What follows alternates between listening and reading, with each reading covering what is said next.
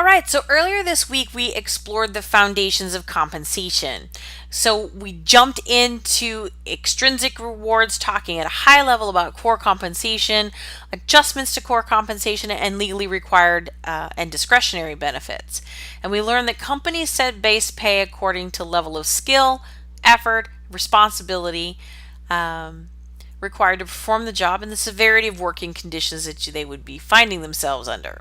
Now, these compensable factors play a starring role in your Milestone 2 project, by the way, so be sure to review the concept to prepare yourself for that milestone.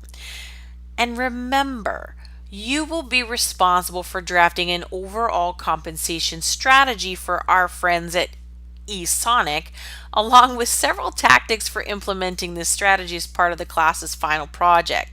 Now, each week you're going to be able to demonstrate your understanding through your discussion posts, your case study responses, and each of your milestones. So even these foundational chapters add value because they ensure that we're all working from the same definition within the same framework. So we all have a common knowledge. Now, in this chapter, we begin to look into the practices that influence compensation strategy. So, as comp professionals, we must understand these patterns of pay differentials in order to make sound, well informed decisions. And we also have to make these decisions within the scope of employment and labor laws. So, again, as you think about the final project, this is an area that I cannot stress enough for you to consider. So, if you haven't had the opportunity to review the final project rubric, I strongly encourage you to do so.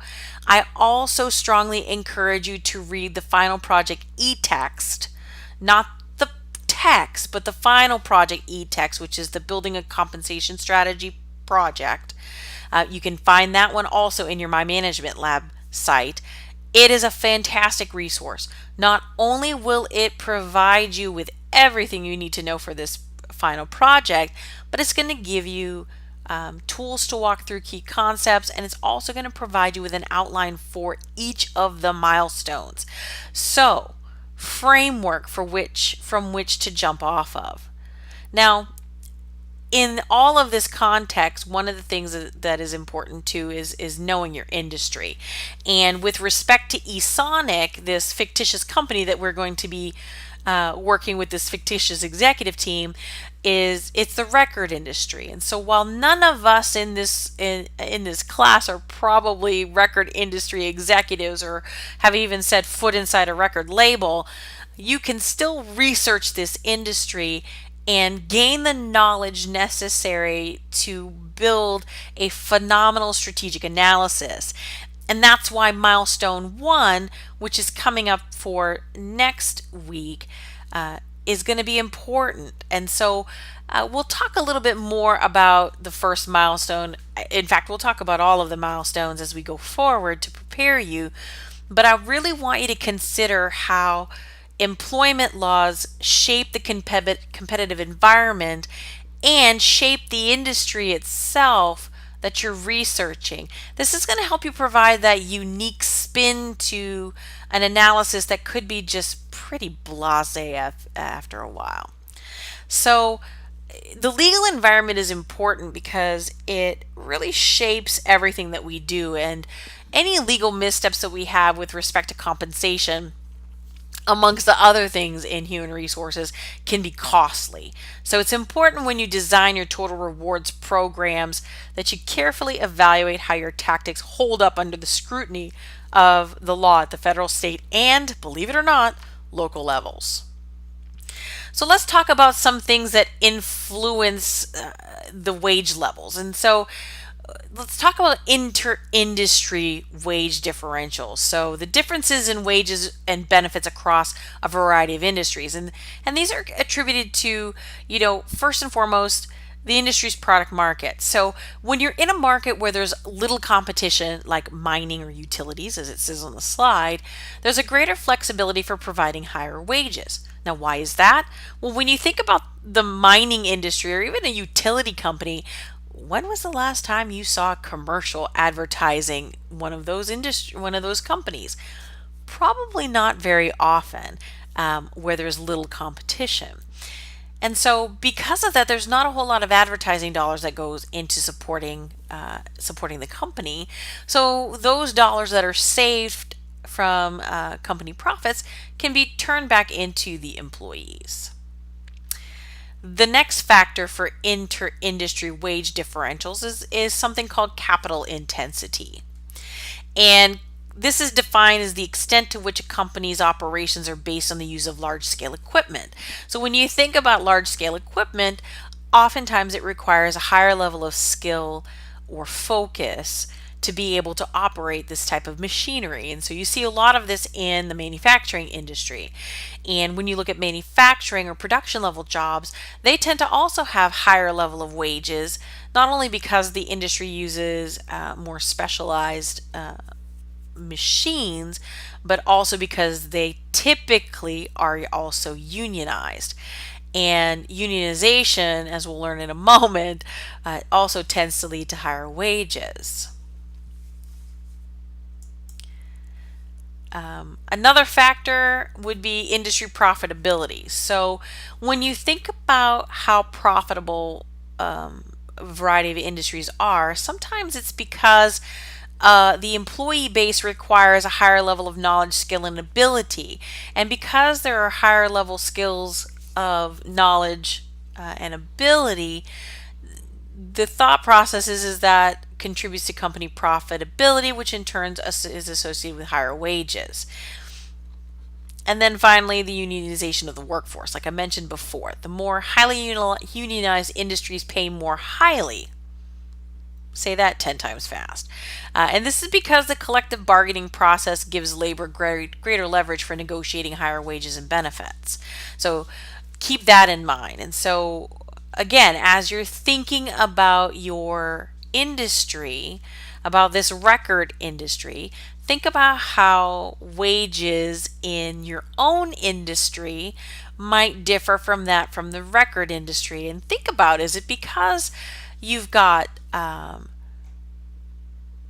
you know little competition in your market? So do you think you might be paid higher than a record executive? Or is it because your industry is more geared towards manufacturing?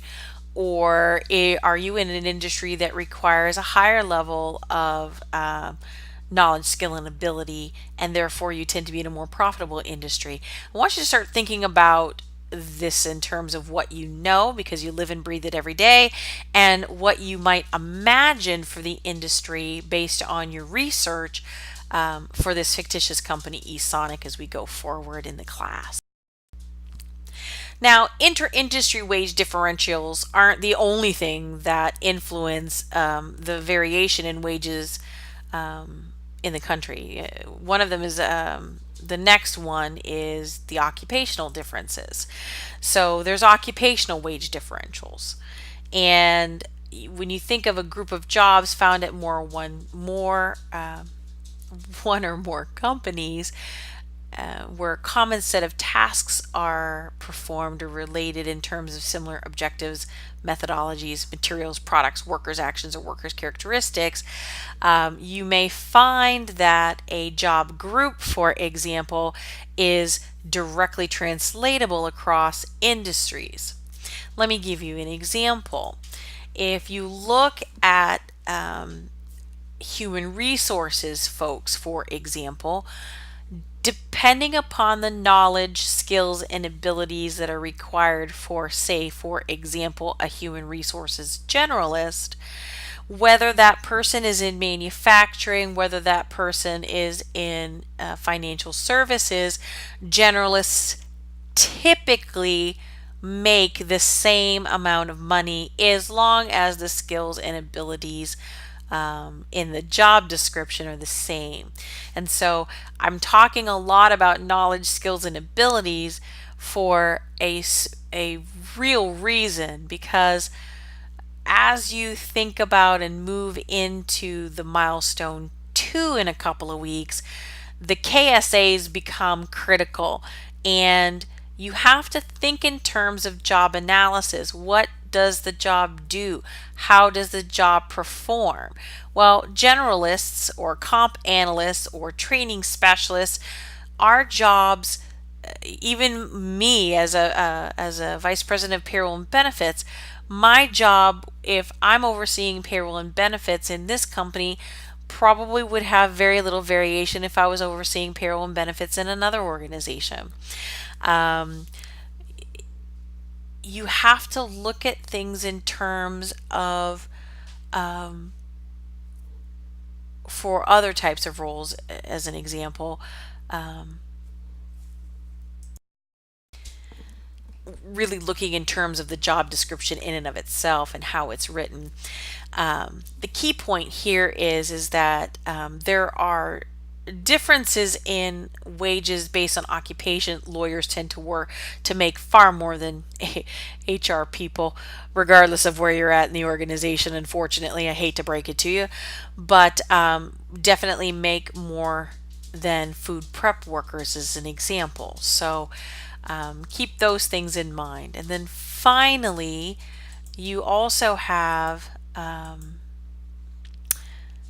geographic pay differentials, um, where you live in the country based upon what your cost of living might be, might necessitate a higher level of base wage in particular, because of that. So I experienced that myself going from San Antonio, Texas, where I was in a no state tax paradise, to living in Los Angeles, where the cost of living is skyrocketed, especially on the west side of Los Angeles.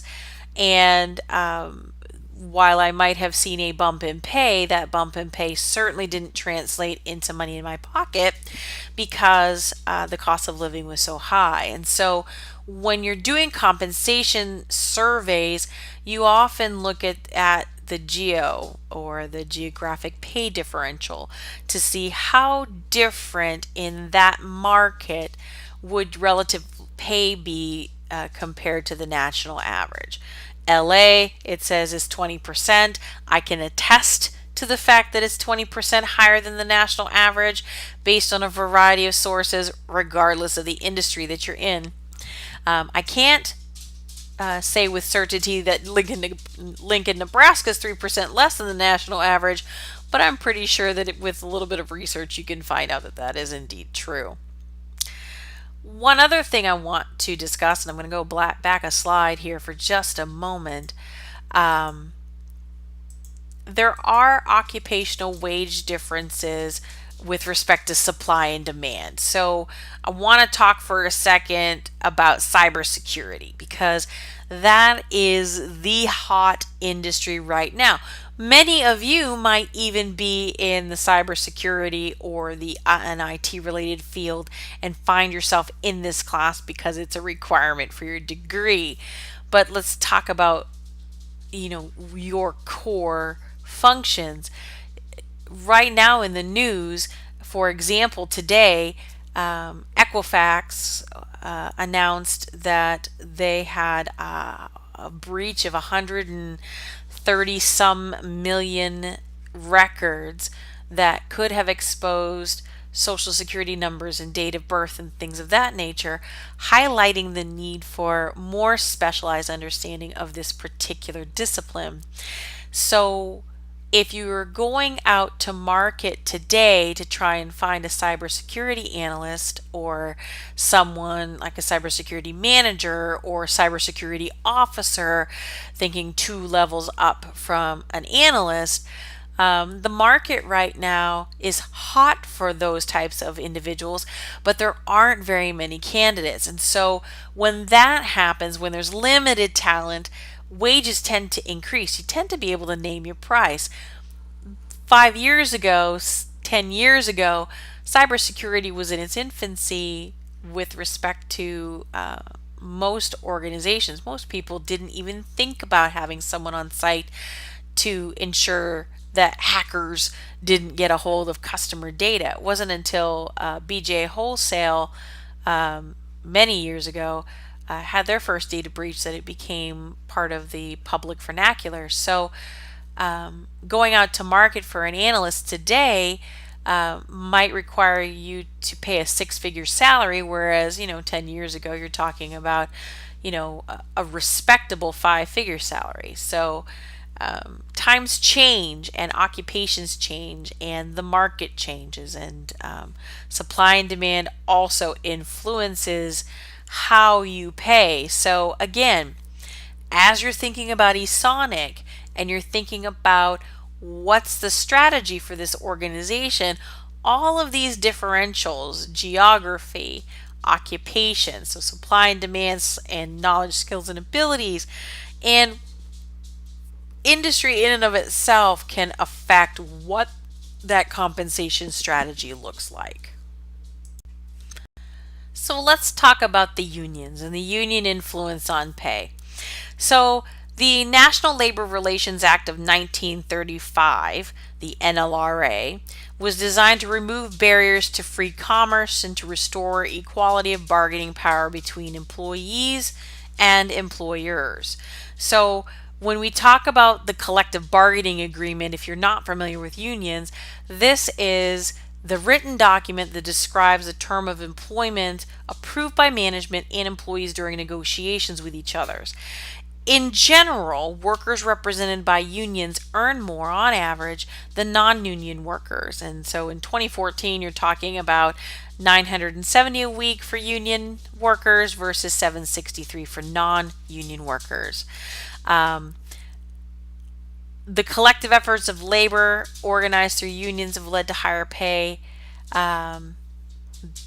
than in settings where pay negotiations conducted between individuals and employees.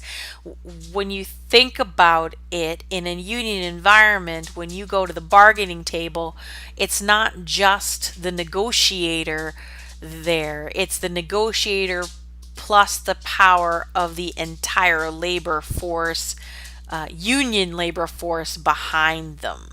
And so, from an employer perspective, that gives the employee a lot of power. And so, it makes for some interesting negotiations. If you've ever been in a part of a union environment, it can be exhilarating, it can be frustrating on all sides. But in the end, the NLRA was designed to help protect the workforce itself by allowing these unions to exist. Now, there is something called the spillover effect, and it suggests that non-union employers tend to pay higher than they might otherwise pay in order to avoid unionization. Now, I saw this in the banking industry many years ago, especially it was in the credit union industry where a credit union, I believe it was in the state of California, gave across the board wage increases just to ensure that workers were happy so they would avoid unionization. Now, I will point out that you cannot stop your employees from discussing unionization activities because the NLRA prohibits that. So keep that in mind. Since 1954, though, unionization has been on the decline. Wage advantage still prevails in cases, so it still prevails, but the number of unions that exist are declining. As some cause, so legislation prohibits unions from intimidating workers to become members. Way back in the day, the union bosses could name and shame and threaten your job if you didn't become a union member. Now you can't do that. Right to work laws prohibit requiring workers to join unions as a condition of employment.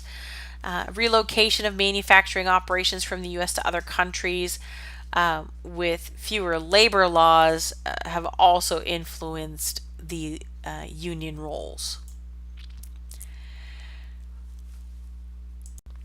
So all of these factors influence wages. Now let's talk about the legal environment, because this is where it can get a little bit dicey, because trying to remember all of these all of the time can be challenging. And so As you start to formulate your projects, I want you to focus in on a few of these in particular, and I'll point them out to you as we go along for the rest of this particular lecture. There are four constitutional amendments that influence compensation. The first is Article 1, Section 8, which is Congress shall have the power to regulate commerce with foreign nations among the several states and with Indian tribes. So this defines the scope of power within Congress. Then you've got the First Amendment, which limits congressional power. So Congress shall make no laws respecting an establishment of religion or prohibiting the free exercise thereof or abridging the freedom of speech or of the press or of the right of the people peaceably to assemble and to petition the government for redress of grievances. Yes, the First Amendment affects compensation. Then there's the Fifth Amendment, which is about individual rights. So no person shall be deprived of life, liberty, or property without due process. And then the 14th Amendment, Section 1, limits state government. So no state shall make or enforce any law which shall abridge the privileges or immunities of citizens of the United States, nor shall any state deprive any person of life, liberty, or property without due process of law, nor deny any person within its jurisdiction the equal protection of the law. So the federal government has three levels in the United States, which I think most of us know. So the federal government oversees the entire U.S. and territories. State governments enact laws that pertain exclusively to respective regions. Local governments enact laws that are pertinent to smaller geographic regions. So I talked earlier, kind of tongue-in-cheek, about how local governments even have enacted laws.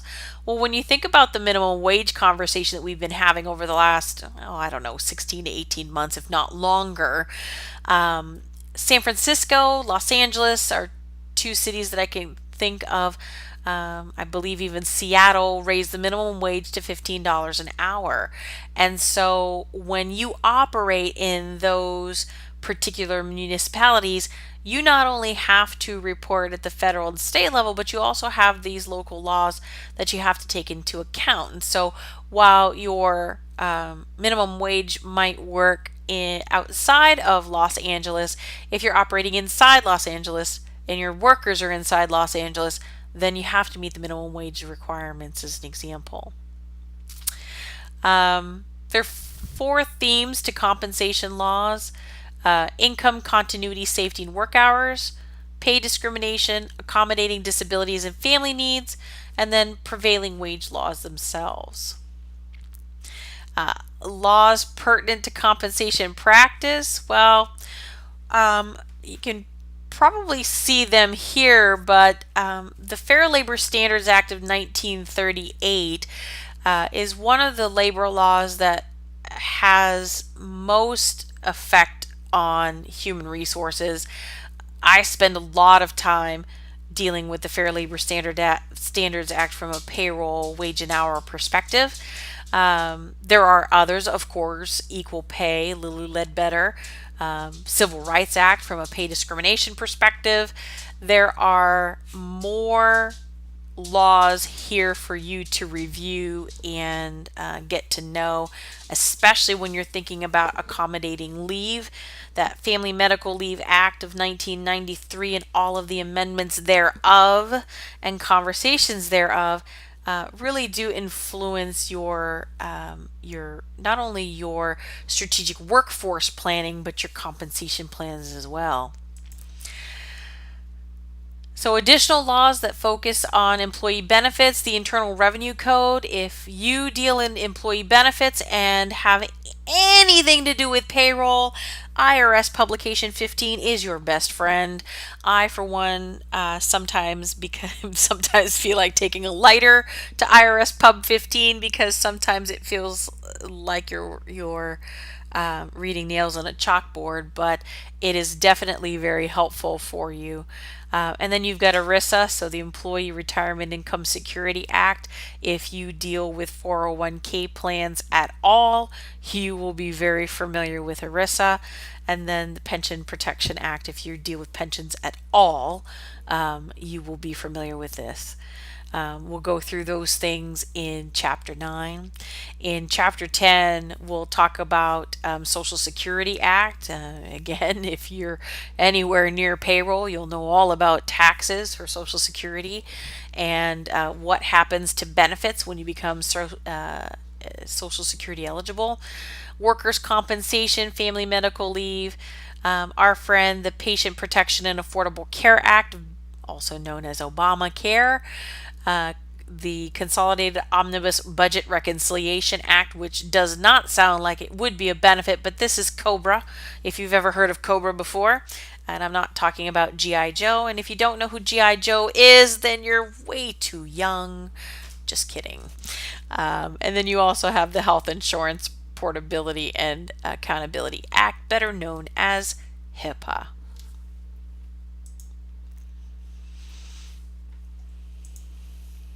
So let's talk about the FLSA. I'll be posting several PowerPoints from the Department of Labor that will assist you, that I really want you all to go through. It is a very deep dive into the FLSA, but it's important. FLSA of 1938 establishes the federal minimum wage.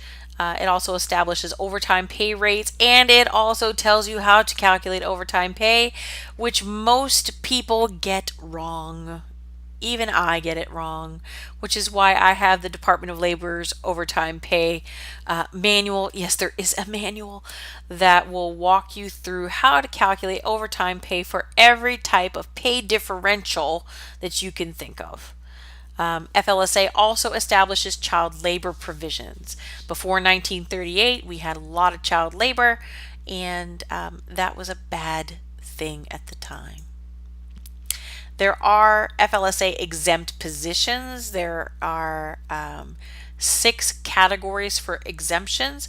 You may have heard in the news recently that a Texas judge struck down the Obama administration overtime rule changes, which would have changed the minimum salary for, it would have lowered the salary amount for, raised it to $40,000 for non-exempt status. Which means more people in the United States would have been eligible for overtime hours than had been in the past. There are positions that are considered exempt. So executive level positions, that doesn't necessarily mean if you're classified as executive under FLSA, it's more about responsibilities than job title. It could be administrative, and again, it's more than just being an administrative assistant. You might have some clerical functions in this particular exemption. Could be a learned professional, a creative professional, a computer position, or outside sales. It's more complicated than just saying that a computer person would be considered an exempt position, because that's not necessarily the case.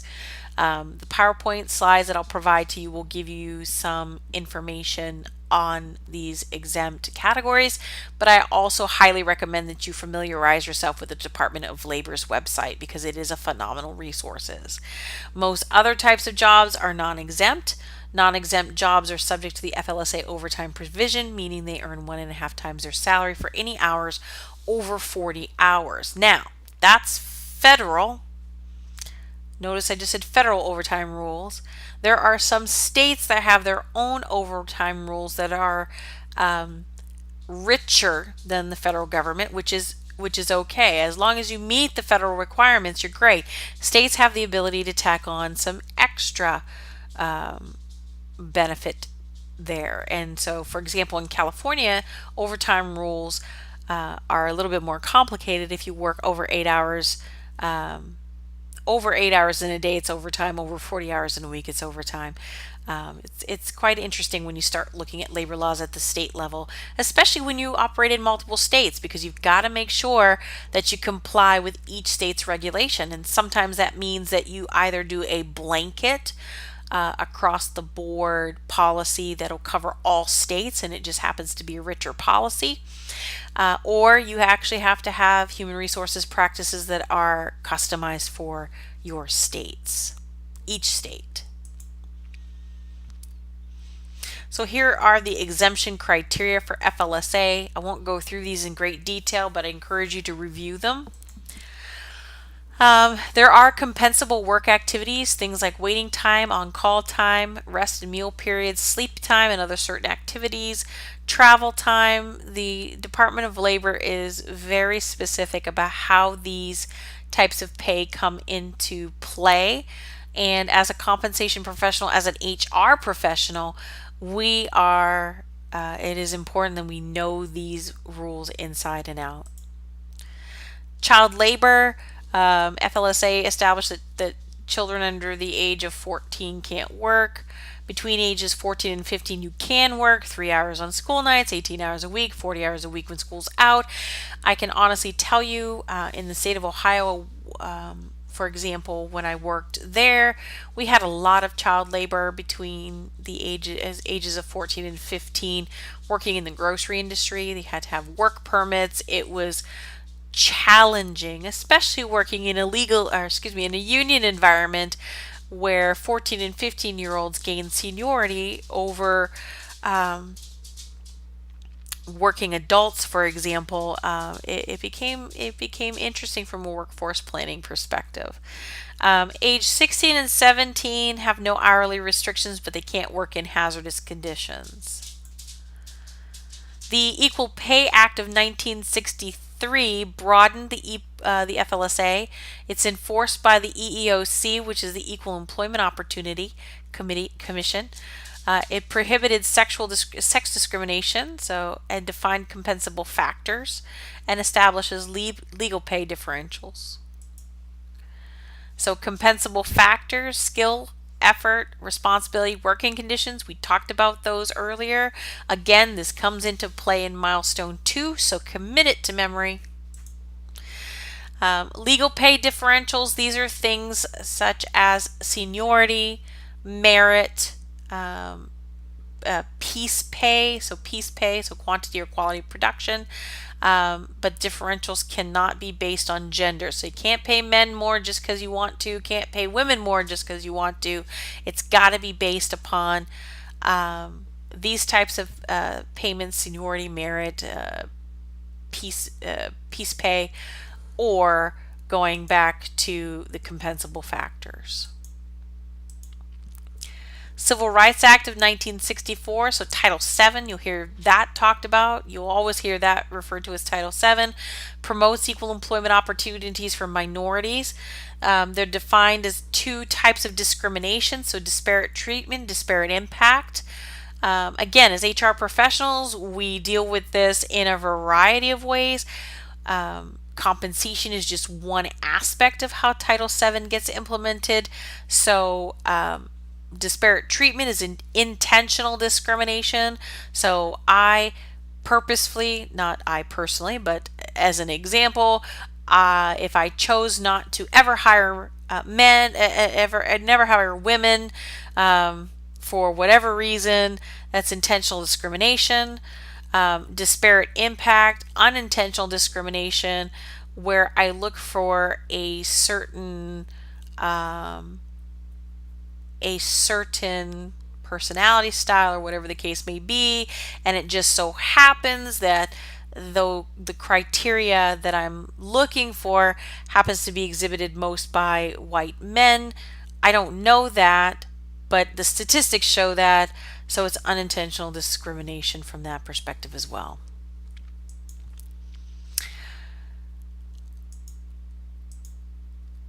Then you get equal pay. So the Lilly Ledbetter Fair Pay Act was overturned. The 2007 Ledbetter Supreme Court ruling helps close the pay gap between men and women. A pay discrimination charge must be filed within 180 days of a discriminatory paycheck. So 6 months you have to be able to file a charge under Lilly Ledbetter.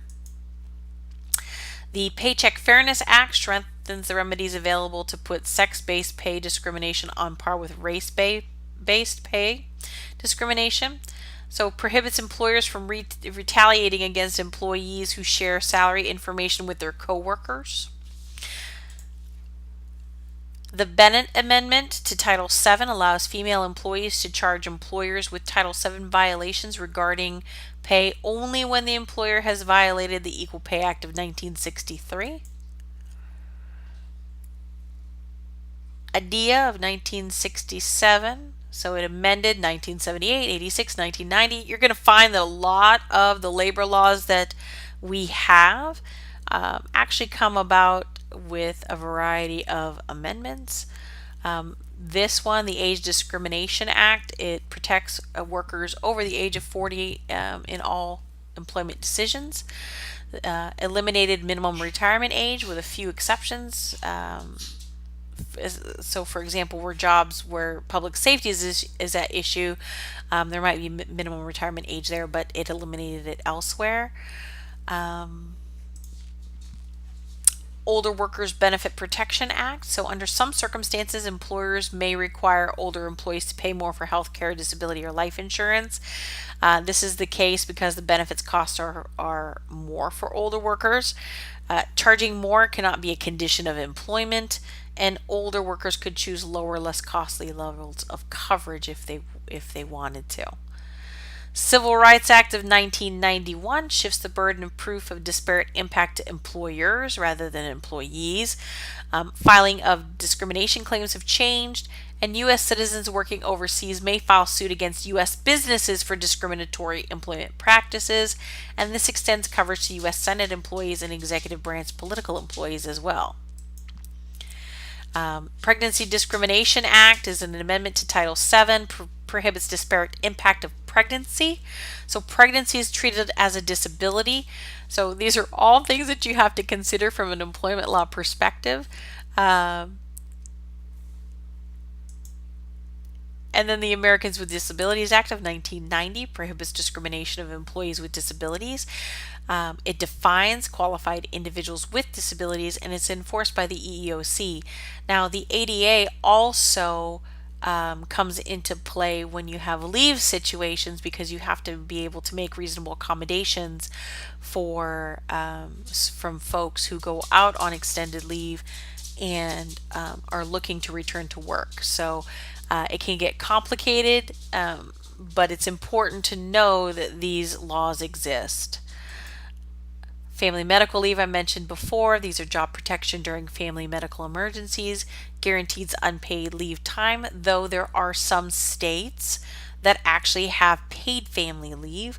So be sure again that you're very well versed with the states in which you work in so that you don't inadvertently step into it when it comes to these leave protection programs. There are several, you've got two more. Walsh-Healy Public Contracts covers contractors. It's more extensive than Davis-Bacon, which is standards for contractors with federal contracts. So financial institutions, for example, who sell savings bonds, they would be considered a federal contractor, as an example. All of these labor laws are typically required to have some manner of posting in a public place that employees can access so they can look at it at any time. And when you're thinking about your compensation practices, you've really got to be sure that whatever you're choosing doesn't violate any of these laws. So as you're thinking about your final project, there are a couple of things to consider. FLSA is definitely one of them. You may also want to consider, if you're looking at the record industry and hypothetically speaking it is a male-dominated industry, you may want to consider how your compensation practices attract, from an equal employment perspective, other genders, and even if you find that